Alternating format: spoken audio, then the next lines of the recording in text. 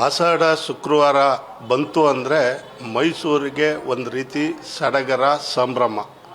ಆ ತಾಯಿಯನ್ನು ನೋಡೋಂಥ ಭಾಗ್ಯ ದೇಶದ ಮತ್ತು ಅನೇಕ ರಾಜ್ಯಗಳಿಂದ ಮೈಸೂರು ಜಿಲ್ಲೆಯ ಜನತೆ ಆಗಮಿಸಿ ದೇವಿಯ ದರ್ಶನವನ್ನು ಪಡಿಬೇಕು ಅನ್ನೋಂಥ ಆಸೆ ಇಟ್ಕೊಂಡು ಆಸೆ ಹೊತ್ತು ಇಲ್ಲಿಗೆ ಆಗಮಿಸ್ತಾರೆ.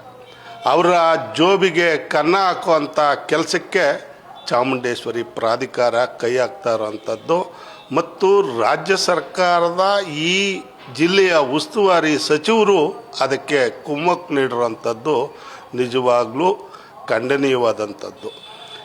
ಒಬ್ಬ ಉಳ್ಳವನ್ನು ಸ್ವತ್ತಾಗಿ ಚಾಮುಂಡಿ ಬೆಟ್ಟ ಎಲ್ಲೋ ಒಂದು ಕಡೆ ಉಳ್ಳವರಿಗೆ ವಿಶೇಷವಾಗಿ ದರ್ಶನವನ್ನು ಮಾಡಿಸೋದಕ್ಕೆ 2,000 ಹಣ ಪಡೆದು ಅವ್ರಿಗೆ ಒಂದು ಕಿಟ್ಟನ್ನು ನೀಡೋ ಮೂಲಕ ಆ ಕಿಟ್ಟಿನಲ್ಲಿ ಹಣ ಮಾಡೋ ಉದ್ದೇಶವೂ ಅಡಗಿದೆ ಅನ್ನೋಂಥದ್ದು ತಪ್ಪಾಗಲಾರ್ದು.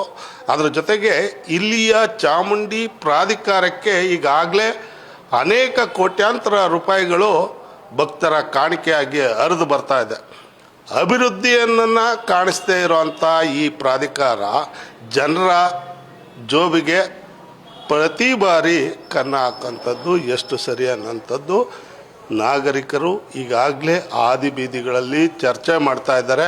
ಕೂಡಲೇ ಪ್ರಾಧಿಕಾರ ಎಲ್ಲರಿಗೂ ಒಂದೇ ಸರತಿ ಸಾಲಿನಲ್ಲಿ ಪ್ರವೇಶವನ್ನು ಕಲ್ಪಿಸಿಕೊಡೋ ಮೂಲಕ ಚಾಮುಂಡಿ ದರ್ಶನಕ್ಕೆ ಅವಕಾಶ ಮಾಡಿಕೊಡ್ಬೇಕು. ವಿಶೇಷವಾದಂಥ ಯಾವುದೇ ರೀತಿಯ ಸರತಿ ಸಾಲುಗಳು ಬೇಡ, ಎಲ್ಲ ನಾಗರಿಕರಿಗೂ ಚಾಮುಂಡೇಶ್ವರಿ ದರ್ಶನ ಉಚಿತವಾಗಿ ಸಿಗಲಿ ಅಂತ ನಾನು ಅಭಿಪ್ರಾಯ ಪಡ್ತೀನಿ.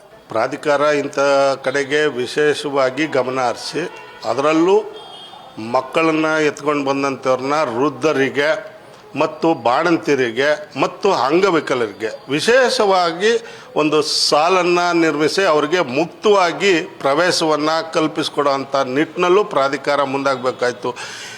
ಇಂಥವ್ರಿಗೆ ಪ್ರವೇಶವನ್ನು ನಿರಾಕರಣೆ ಮಾಡಿ 2,000 ಹಣ ನೀಡೋವಂಥವ್ರಿಗೆ ಪ್ರವೇಶ ನೀಡ್ತಾ ಇರೋವಂಥದ್ದು ನಿಜವಾಗ್ಲೂ ಖಂಡನೀಯವಾದಂಥದ್ದು.